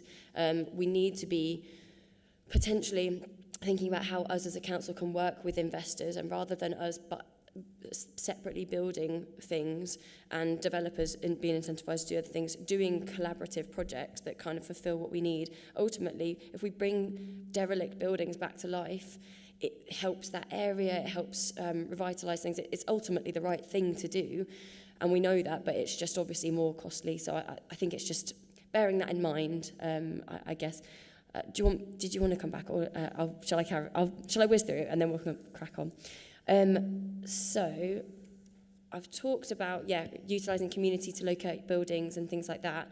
I wanted also to raise about if we could do or look at partnerships for co-owned spaces. There are loads of spaces that are in part use at the moment, and I think that could be a potential really good quick win for us and probably help some people that are also struggling as well. Again, that's probably identifying those sites. It would be something that would be a collaborative effort from probably town and parish councils, councillors, that sort of thing. But I'm aware of a couple which just might be something to kind of unlock. Things, priority one, okay, I've just wanted to ask if we could possibly change the wording of priority one on page 253 to, we talk very much about building, and while we might be building, in some cases, I'd like to change that to creating housing, because we're going to be looking at lots of different options, things like temporary homes. I know we're looking at like lots of different types of housing, also buying existing premises possibly. It's about creating those spaces and creating those housing, not necessarily always building. And I just thought that would be worthwhile raising. The rough sleeping strategy, point 4, it says here, make rough sleeping rare, brief and non-recurring through a comprehensive and multi-agency rough sleeping service. I appreciate that we have a separate strategy for this, and I guess this is probably just a note, but we should be working, in my view, on an everyone in approach. We have done in the past. We still have people falling through the gaps, and it kind of, the way that is phrased, it's essentially saying we're building in rough sleeping. Like people will sleep. We would like it to be brief, and from going out with the homeless rough sleeping team, people have to sleep rough to be deemed as rough sleepers. So I've come across people who have been very quickly evicted and then are sofa surfing. They are not homeless. They are, and I know this is to do with our eligibility criteria, but at the end of the day, they have nowhere to go, and it's almost that preventative work that is kind of slipping through. And I appreciate that we've got eligibility criteria set at the moment based on probably the funding that we have, and that kind of helps limit our responsibilities to a degree, which is probably needed in the climate. But at the end of the day, there's these people who are genuinely homeless, and they don't know who to reach out to, and that's kind of where we're sitting. Whereas you've got things like Finland's approach, and they support people. They get people into a home, and actually giving people stability, then you can very, very quickly get people on their feet again, basically. And that's their approach, and it's been proven to be incredibly successful. So it's obviously a case of having those different temporary kind of housing options. Obviously, that's like part of our vision for the housing, but I just thought I'd sort of mention a little bit more of context around that. And yes, I think I've mentioned a bit about that. Okay, I put here about modular garden unit homes and reaching out to farmers and landowners. And I know that I've seen some homeless schemes where they've had, like, farmers have put a few caravans, for instance, on their units and stuff like that. I didn't know if we could like flesh that out a little bit more, or just kind of explain a bit more about how we could do that. But I think farmers would be quite interested in that. I've also seen in other councils, I think it might have been Bristol, the council were encouraging homeowners with space in their gardens to do some really cool modular things and have home garden units. But I know so many people with just incredibly large gardens who maybe haven't thought about that as an additional income. But yeah, really some beautiful, smaller properties, and again, affordable housing, which is really quite exciting. One thing I also wanted to mention was about architects and getting local architect support, or possibly I don't know if we have any in-house architects. So we don't, but we are all looking at apprenticeships. We've been talking to the Northampton University and the colleges around some apprenticeships around that in terms of design. What we've been really clear on, though, is, and what we're really proud of, is that the latest properties that we've designed, you can't differentiate them between just a good quality home and what historically we may have built as a council home. So we're looking at that, but also technology, green space, all of those things that we need to look into in terms of carbon neutral will start to inform our development strategy around what we do. Okay. And also, yes, very much like your word of creating rather than building, but we are doing a mixed portfolio as we currently speak. So we are building our own, we're purchasing through developers, we're having developers build for us, we are buying on the open market. So we have a mixed portfolio as to how we will acquire more housing, as well as the funding and the bidding that we're doing and working with other developers to help us do that. Okay, brilliant. I'll just finish up my thing on the architects, but yeah, thank you. That's really good. The question I kind of was going to ask was, because of the in-house architect thing, I've heard about a few other councils who have in-house architect teams and it's really influencing or helping to influence some of their all of these different kind of building routes that people are looking at. I also didn't know, I know we've got a few different panels that are being created, like advisory panels, and that might be just like a short-term thing that might be useful, because I know we've got architects in the community who would be interested in just advising for free, and I think possibly just an architect voluntary panel, that could be something that could assist us long term. I mean, we will have a lot of local architects who are just invested in their local area, so that might be something that'd be helpful. And yes, I think that's probably enough for me. Thank you. Okay, Councillor Pengelly. Yeah, I welcome this document coming forward. It's something that we need. We need to have a vision. One thing that is lacking is targets. I don't know what you said about we can't say where the houses are going, but we could be saying we need this amount of homes, we need the improvements on homes, on our social housing on this. So that's where we could be doing some stuff. I don't agree 100% on what you're saying about building up. If a few people are my age in here who remember when we built the high rises, when we built my family's from Nottingham, Denman Gardens, they were built in 1968 and knocked down in 1978 because they just weren't fit for purpose. And the Kingswood Estate in Corby, we built high, we built people on top of each other. It just didn't work. And what you get when you build too many flats is what you have is everyone being forced to put families into them, and then the children have got nowhere to play. There's no fields for them to play. There's nowhere for them to go. And when people live somewhere, it's a home for life, and it's somewhere there where they can just enjoy, go out into the nature, go for children to play. I was in Erfinborough yesterday in a social housing complex where there was 5 children playing in a corridor in the block of flats. It's the only place they had to go. And the guy upstairs was complaining about it. And I said, well, where have they got to go? So I understand what you're saying, but it does make it difficult when people have a kind of property they want to live in. And it's as simple as that. And it's difficult, but that's factual. We've tried it in the 60s. It didn't work. It didn't work. Yeah. So going on to it, page 24, when you're talking about the vision, I'd like you to look at the Swansea model. And the Swansea model is absolutely brilliant. For every new house they build, they have to be net zero. And it's a model that many councils up and down the country are following. And it is a real good model for us to adopt and call the North Hampshire model. And in saying that, with our council housing, we used to have the Corby model in Corby, which was a bit above the standard that the government's got. What we should have is a North Hampshire model, that every home that is a void, when it comes back into your ownership, it's got to be the North Hampshire model. It's got to have this and this in it. And we've got to look at all the environmental impacts of them houses. When they're empty, let's make them more fit for purpose. Because what we do, I know you've got to turn them around and you just put new heating in and it's exactly the same as they were before. There's no improvements of what we've had in the past. In relation to homelessness, I'm really pleased we're looking at this. And we don't want anybody to be homeless in the first place. And by the grace of God, it could be anybody in this room. What Yvonne said, we don't know when the next mortgage payment's coming. Anything could happen, another COVID or whatever, and we could be and what we have right now, we have North Hampshire. We used to have, I'm just looking at Corby, we used to have Corby. in 5 years' time, we could have a full North Hampshire unitary. And with homelessness, and I think Yvonne hit the nail on the head earlier when she said that security is really important.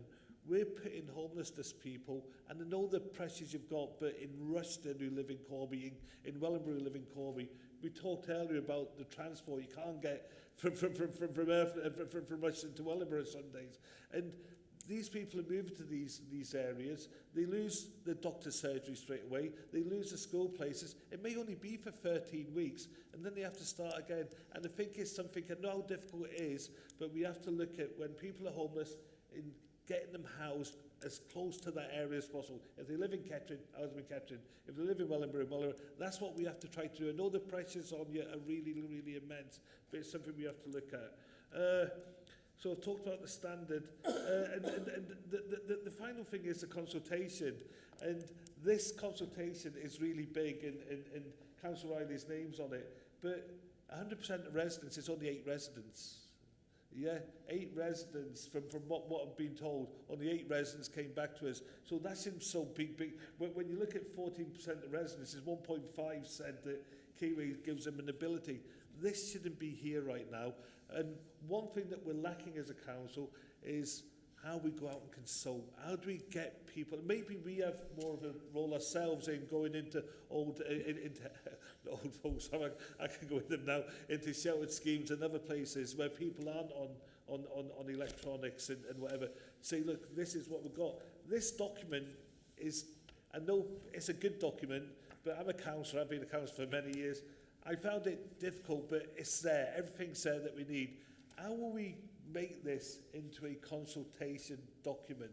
How will we say to people, this is what we're looking at? And that's important, Yvonne, going forward, and Mark as well, going forward, that this is what we're looking at, this is our vision, this is what we want, and do you sign up to or not? Because, right, you can send this for people to read, because I found it difficult to understand. I'm a councillor, so I don't know how you're going to do that. So, apart from them points, thank you very much. Okay, did you want to If I can. Well, I'll do that and we'll come back. Yeah, I mean, the consultation, I mean, we have to consult on the whole strategy, which is a bit of a shame, but I think if we've got a key points document in front of it that highlights like the priorities, etc., then that will help the residents moving forward. I kind of agree with you in the, we need to build houses that people will treat as homes, and we can't just build upwards for the sake of building upwards. We have to build what people need, and we know that the priority is 3-bedroom houses for families, so we have to make sure that those have got the amenities for the children that are going to live in those facilities. The consultations, I think it's 8 so far, isn't it? Sorry, so the 8 was simply on the framework document. Yeah. It is not the full consultation that we're undertaking now. Is that how It's, yeah. it's on. Yeah, It was approved for consultation by the last exec. Yeah. Yeah. And in terms of the quotas, we've got the national quota that we have to hit, and this feeds into that quota of how do we, what's the policy for the 40% social housing that developers have to do and what we can do. We're kind of strapped by the, yes, we get the full 100% right to buy money now, but we've got to use it in 2 years, which you can't go from 0 to a house in 2 years at the moment because of the planning. You've got to buy the land, find the land, planning process, procurement, build. It just takes longer than 2 years, so we've got to think of other ways of doing it, working with co-working with developers so that they build houses for us while they're building their hundreds of houses.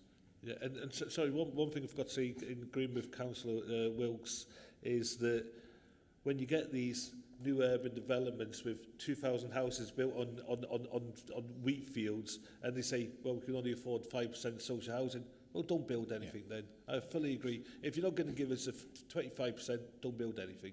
Just simple as that. When I was chair of planning, we were very insistent that the quota was there. If it wasn't there, we were, as Callum will know, we were very happy to reject a planning application because they would not do the quota even before they started the financial negotiations.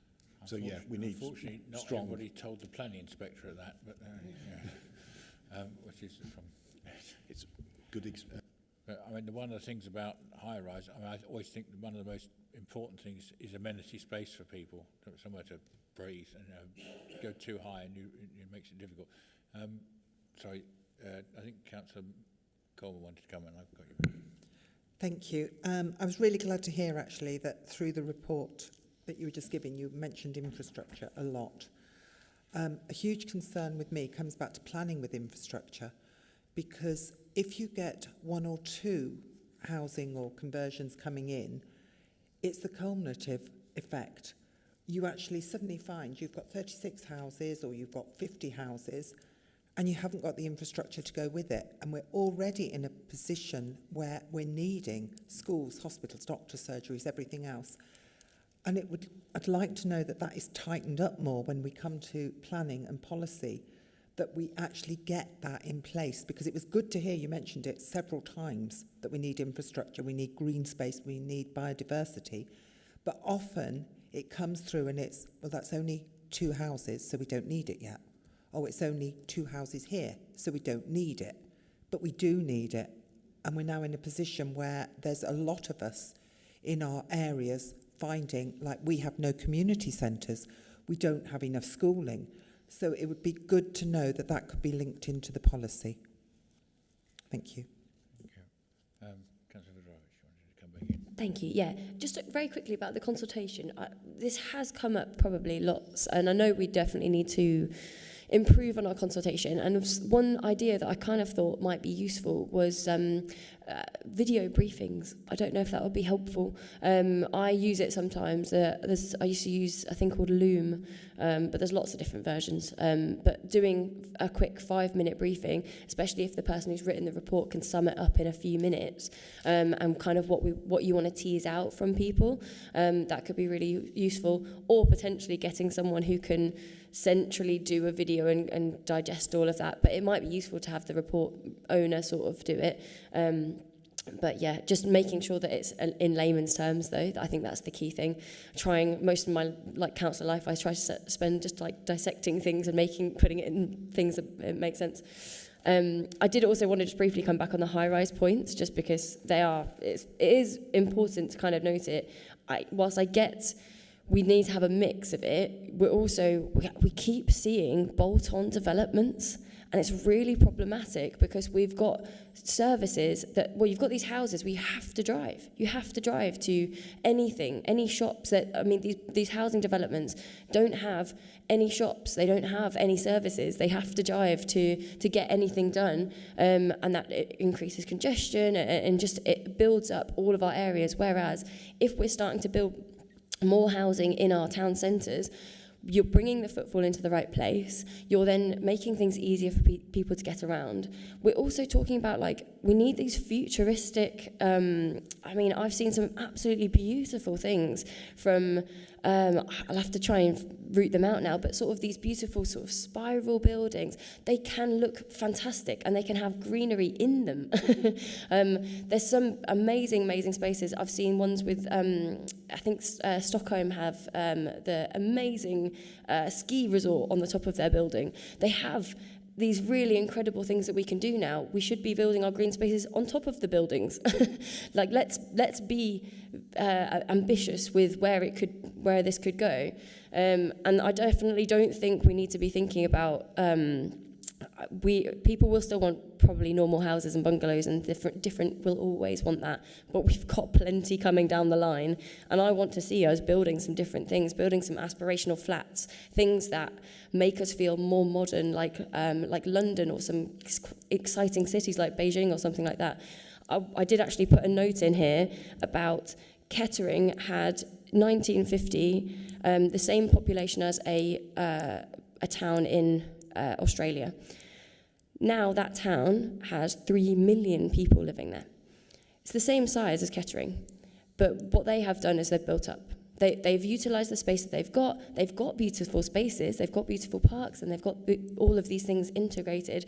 But within 5 minutes, they can walk into their rural areas, and that's how they've done it. And it's looking at those kind of successes and maybe not doing things as they've always been done. We need to kind of look at, we're going to run out of space. We need to think about things differently now, and we need to think a bit more aspirational.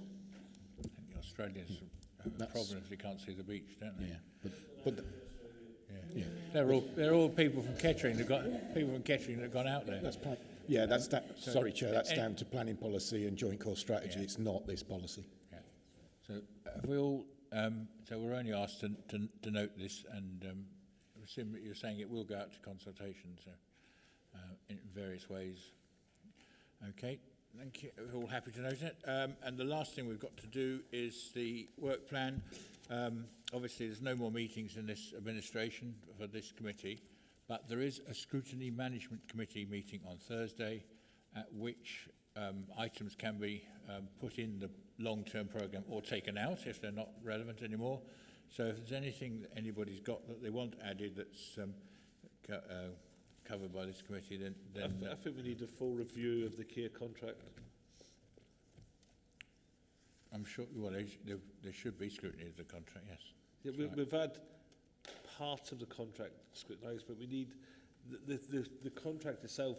Not enough of us know a lot about it.